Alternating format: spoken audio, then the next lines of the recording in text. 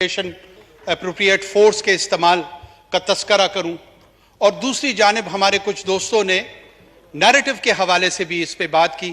تو اس پہ بھی کوشش کروں گا چند جملے عرض کرنے کی۔ جناب چیئرمین، ٹیررزم ایک نان سٹیٹ ایکٹرز کے تحت ایک نان سٹیٹ وارفیئر کا حصہ ہے۔ میرے خیال میں ہم ابھی تک اس جنگ کی نیچر جو ہے اس کو ایٹ ٹائمز سمجھنے میں قاصر نظر آ رہے ہیں، چاہے وہ پارلیمان کی جانب سے ہے، چاہے وہ سول سوسائٹی کی جانب سے ہے، چاہے وہ میڈیا کی جانب سے ہے، یا ایٹ ٹائمز وہ سیکیورٹی فورسز جو کہ آن گراؤنڈ اس کو کنفرنٹ کر رہی ہیں ان کی جانب سے ہے۔ یہ آن سلاٹ ہم پہ ڈومیسٹک فرنٹ سے انلیش ہوا ہے۔ جناب چیئرمین، ہندوستان ہم پہ حملہ آور نہیں ہوا، چائنا ہم پہ حملہ آور نہیں ہوا، افغانستان کی ریاست ہم پہ حملہ آور نہیں ہوئی، ایران کی ریاست ہم پہ حملہ آور نہیں ہوئی، نہ یورپین یونین نے برسلز میں ڈیسائیڈ کر کے میزائلز ہم پہ فائر کیے۔ یہ ہماری اپنی پاپولیشن کے سکیوڈ ویوز رکھنے والے چند عناصر ہیں جو نان سٹیٹ ایکٹرز کی صورت میں ہم پہ حملہ آور ہوئے، اور ہمارا رسپانس میکانزم جس کو ہم ریاست، یہ لفظ بار بار تواتر کے ساتھ ہم استعمال کرتے ہیں، بنیادی طور پہ ریاست کیا ہے؟ یہ اجماع ان افراد کا ہے جنہوں نے چند اداروں کے اختیار اور اقدار کو اپنے ہاتھ میں لیا ہوا ہے اور اس کو لیجٹمیسی حاصل ہے۔ اسی لیے قتل میں اور کیپٹل پنشمنٹ میں فرق رکھا گیا ہے، تفریق رکھی گئی ہے۔ جو کیپٹل پنشمنٹ ہے وہ ریاست کے بہاف پہ ایک ڈیو پروسیس کے تحت اس کو ایگزیکیوٹ کیا جاتا ہے، اور جو انڈیویجول اسی فزیکل ایکشن سے اگر اس قسم کا کانسیکوینس سامنے لے کر آتا ہے تو اسے ہم قتل گردانتے ہیں۔ اس رسپانس میکانزم میں ہمارے پاس سول لا انفورسمنٹ ایجنسیز تھی اور ہمارے پاس ایک کنونشنل ملٹری تھی۔ جناب اسپیکر، کنونشنل ملٹری کی ٹریننگ جو برٹش کلونیل لیگسی کے تحت 200 سال سے ہمارے پاس ملی اور پوسٹ انڈیپینڈنس 70 سال ہم نے اسے گروم کیا، وہ یوزولی کنونشنل وارفیئر کی تیاری میں تھی۔ وہ ٹیررزم کی تیاری میں ہم نے ان کو ان ٹرمز آف کیپیسٹی بلڈنگ اور ٹریننگ کبھی نہ رکھا نہ سمجھا۔ جب یہ تھریٹ ہمارے سامنے آیا تو military was morphed into a counter terrorism force, اور جو سٹاپ گیپ ارینجمنٹ تھا ہم نے رسپانس یہ دیا 9/11 کے بعد کہ کاؤنٹر اس کو ملٹری کرے گی in terms of kinetics, in terms of the application of the force, without realising کہ باقی دنیا کے جو تجربات ٹیررزم کے ساتھ ہیں، نان سٹیٹ وارفیئر کے ساتھ ہے، وہاں پہ formal counter terrorism force establish ہوئی ہے۔ اس میں چونکہ ایک چیکرڈ ہسٹری ہے، پولیٹیکل ہسٹری ہے ہمارے ہاں، 3 مرتبہ ڈائریکٹ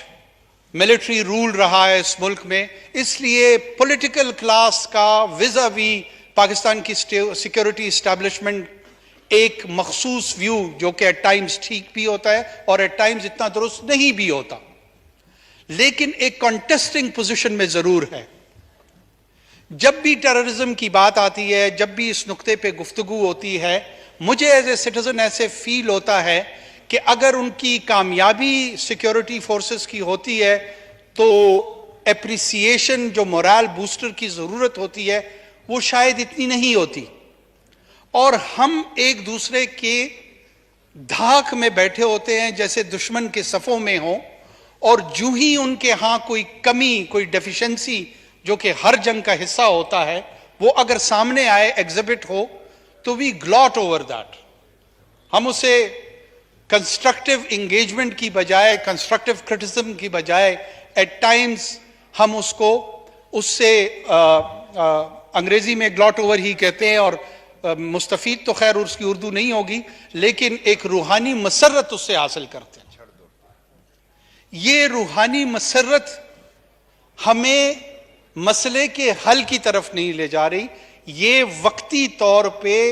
باعث اطمینان تو ہو سکتا ہے، باعث حل نہیں ہے۔ جناب چیئرمین، اس فورم پہ ان کیمرہ سیشن کی بھی بات کچھ دوستوں نے، ہمارے سینئرز نے رکھی، ضرور ہونی چاہیے، تمام لوگوں کو بلانا چاہیے، لیکن یہ پریکٹس بھی کوئی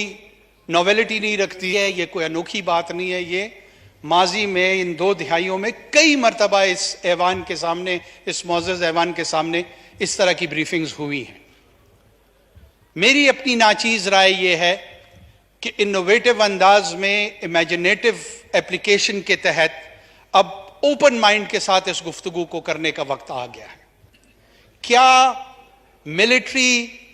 کاؤنٹر ٹیررزم فورس کے طور پہ ہم نے اس کو اپلائی کرنا ہے اور مزید اس کا استعمال کرنا ہے؟ ایسے دورانیے میں اگر کوئی ایکسٹرنل ملٹری ایڈونچر ہوتا ہے ہمارے ایسٹرن سائڈ سے یا کسی اور طرف سے، ایسٹرن سائڈ سے زیادہ اس کی پریزمپشن ہوتی ہے، تو ایسی صورتحال میں ہم کیا کریں گے؟ اس وقت جس 2 فرنٹ ڈاکٹرائن سے ہم ڈرتے ہیں، کہیں ایسا نہ ہو کہ ہمارا ڈومیسٹک فرنٹ ہی سیکنڈ فرنٹ ثابت نہ ہو۔ میں اس کی سینسٹیوٹی کو مد نظر رکھتے ہوئے اس کو بہت زیادہ مفصل انداز میں بات نہیں کرنا چاہ رہا، لیکن اتنا اشارہ ضرور دوں گا کہ اس پہ کنسٹرکٹیو ڈیبیٹ کی اور کنسٹرکٹیو ڈائلاگ کی اشد ضرورت ہے۔ دوسری جانب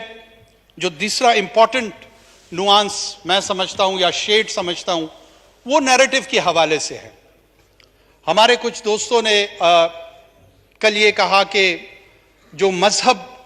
کے ریپریزنٹیٹو ہیں، جو نیریٹو مدارس میں پڑھایا جاتا ہے، بتایا جاتا ہے، وہ ریڈیکلائزیشن اور ایکسٹریمزم کو کاؤنٹر کرنے کے لیے شاید کافی نہیں ہے۔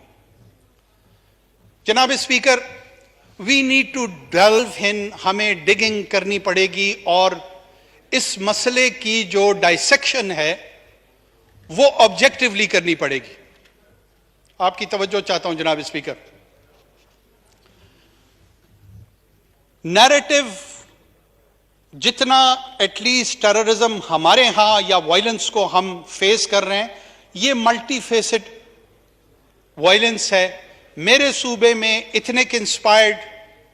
وائلنس موجود ہے، جس میں کسی ایک مخصوص قوم کو بنیاد بنا کر اس کی بنیاد پہ ایک مسلح تحریک اور جدوجہد کی جاتی ہے، اور باقی ماندہ پاکستان میں مذہب کی بنیاد پہ وائلنس کو پرپیٹریٹ کیا جاتا ہے۔ میں دونوں کی کاؤنٹر نیریٹو پہ ضرور بات کرنا چاہوں گا۔ یہ حقیقت اپنی جگہ پر